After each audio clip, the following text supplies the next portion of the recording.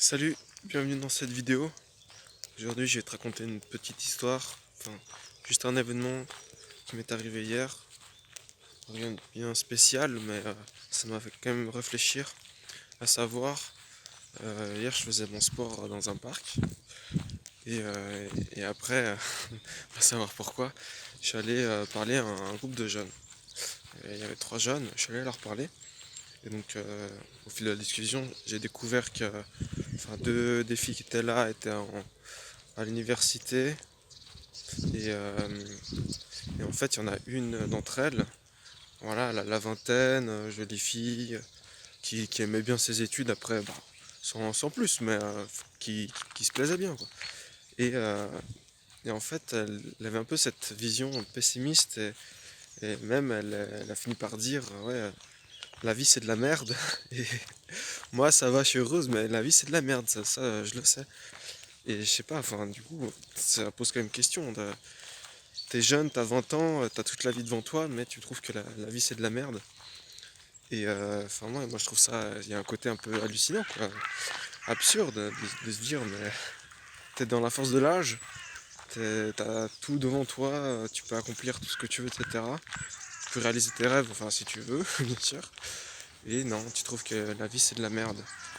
Et du coup je trouve ça assez fou parce que je vois quand même pas mal de jeunes avec qui je discute qui ont un peu cet aspect, pas blasé, mais un peu ouais, pessimiste, cette vision de la vie. Et puis oui, ben, presque blasé certains d'entre eux. La plupart sont en études. Je viens aussi d'un milieu étudiant. Et donc j'ai vu ça aussi. Où à l'université, eh bien, il n'y a pas forcément tout qui nous plaît. Bien sûr, ça dépend des facultés dans lesquelles on se trouve. Mais c'est difficile d'avoir une satisfaction à 100% vu que on choisit l'intitulé, le titre en gros de où on va aller, mais on ne choisit pas forcément le contenu.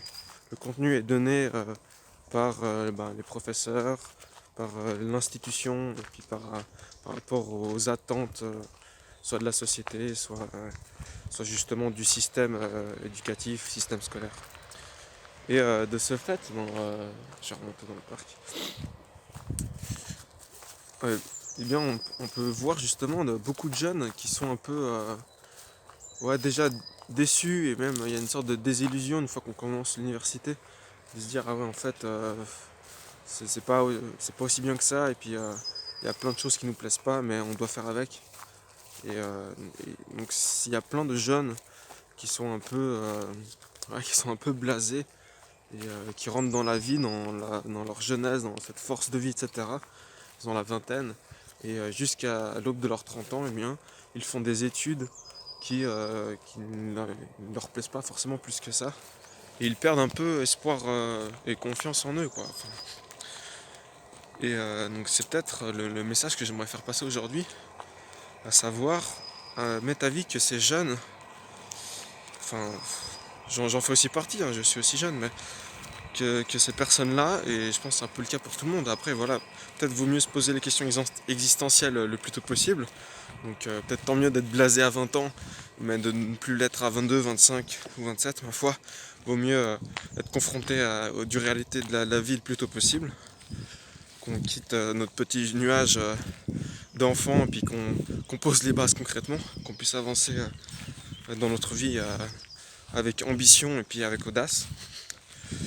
Et du coup, je me dis, mais franchement, ces jeunes, déjà, c'est le cas avec les filles d'hier avec qui je parlais, ces étudiantes là, où au final, je leur ai posé la question, mais qu'est-ce qui vous passionne? Quelle est votre passion? Ou qu'est-ce qui vous vraiment qui vous porte dans la vie? Qu'est-ce que vous aimez, etc. Qu'est-ce que vous avez envie d'accomplir?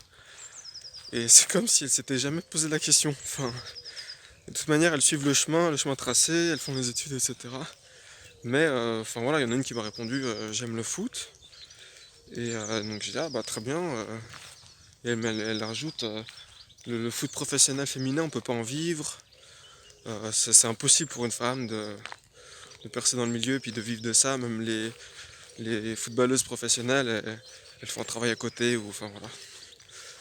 Et du coup, elle avait déjà un peu un certain nombre de croyances qui la limitaient ou qui disaient pour elle c'était d'emblée c'était pas possible. Et c'est un peu ça je les ai confrontés sur la question, à se dire, mais si vous avez une passion, c'est justement, est-ce qu'il y a quelque chose qui vous anime?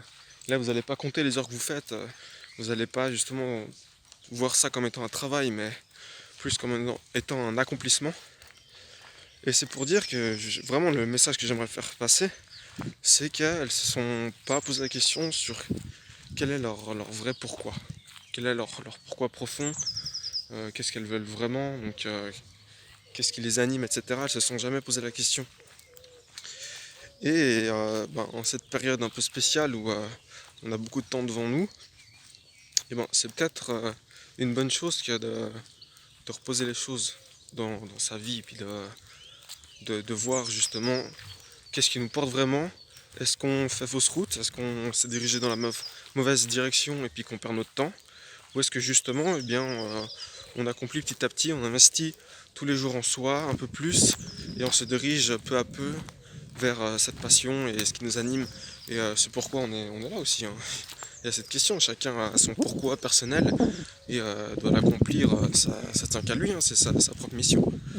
Donc voilà, c'est vraiment le message que j'aimerais passer. Et puis j'espère justement que de plus en plus de jeunes vont aussi s'éveiller, enfin jeunes ou moins jeunes, hein.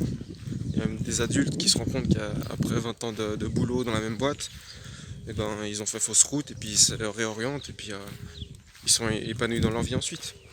Donc c'est vraiment cette question-là qu'il faut se poser. Donc à vous de voir si vous voulez perdre des années, enfin perdre, peut-être passer à côté de ce qui vous porte vraiment pendant plusieurs années, ou si tout de suite vous vous orientez de la bonne manière en vous posant les bonnes questions. Pourquoi vous faites cela? Qu'est-ce qui vous porte? Et puis justement, cherchez votre passion et puis accomplissez-la, quoi. Vous êtes là pour ça. Et c'est le meilleur moyen d'apporter votre contribution sur cette terre et puis aux autres. Donc prenez soin de vous et on se revoit dans une prochaine vidéo. Allez, ciao!